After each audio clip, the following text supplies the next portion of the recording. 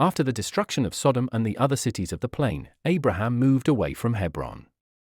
He journeyed south and west, into the land of the Philistines, near the Great Sea, and made his home in a place called Gerar. Here he lived only a short when God gave to him and Sarah the child of promise. Abraham named the child Isaac, a word meaning, in his language, laughing, because both he and Sarah had laughed when God told them that they should have a son in their old age. When the baby Isaac grew old enough to toddle about his tent home, and to lisp words, his father Abraham made a great feast for him. Perhaps many friends were invited, and everyone knew that Isaac's parents thought he was a very wonderful little boy indeed.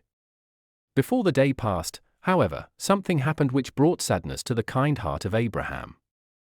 You remember that Ishmael, the son of Hagar, Sarah's maid, also lived in Abraham's tent.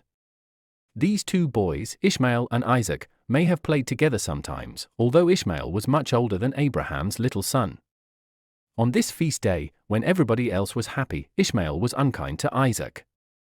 Perhaps he felt jealous of the honor that Isaac was receiving from so many people. When Sarah heard how unkindly Ishmael had treated her little boy, she became angry, and called Abraham. "You must send Ishmael and his mother away," she told him, "for I do not want our little boy to grow up with such a rude companion." Now Abraham loved Ishmael too, and he felt sad to hear that the boy had mistreated his son. He thought that Ishmael might learn to be kind, but God told him to send the boy and his mother away, just as Sarah had said so. The next morning Abraham called Hagar and told her that she must take Ishmael and go away. He gave her food for the journey and placed upon her shoulder a bottle filled with water.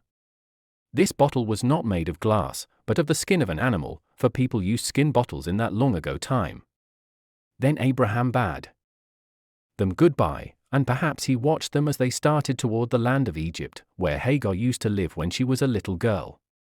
The road to Egypt led through the same desert where the angel spoke to Hagar when she had run away from Sarah's tent.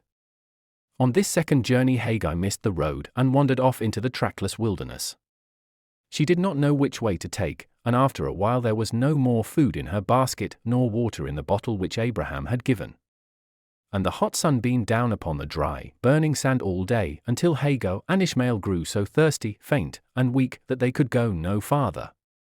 Then Hagar laid her suffering boy beneath the shade of a little bush, and went away. "I cannot bear to see him suffer and die," she said, and then she wept. But God had not forgotten about Hagar and her boy. Just as he had seen her on her first journey into the wilderness, so he could see her now as she sat weeping all alone. And soon she heard a voice calling to her out of heaven, "What is the cause of your sorrow, Hagar? Do not be afraid, for God has heard Ishmael's cry of pain, and he will save his life and make of him a great nation.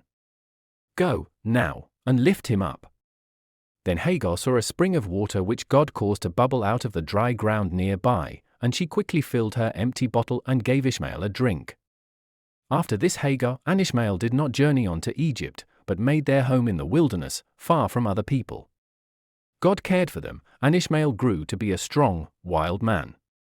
He became a hunter, and used a bow and arrow. His children also grew up in the wilderness, and were wild and strong like their father.